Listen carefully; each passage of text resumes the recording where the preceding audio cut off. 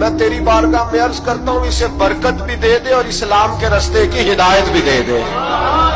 حضرت ابو معذورہ کہتے ہیں سر پہ ہاتھ اور ادھر دعا، بس میرا کام بن گیا۔ فرماتے 15 سال کی عمر میں نے کسی سے مشورہ بھی نہیں کیا، میں نے کہا اشہد ان لا الہ الا اللہ واشہد ان محمدا عبدہ ورسولہ۔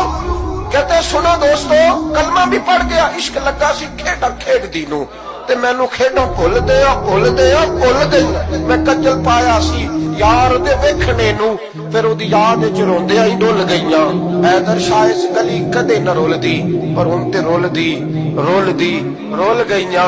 کہتے میں نے نا فوراً پوچھا عمر کتنی؟ 15 سال۔ فوراً کلمہ حضور میری ڈیوٹی، فرمایا انت مؤذن، انت مؤذن، تو مؤذن ہے۔ حضور کہا؟ فرمایا فی مکہ۔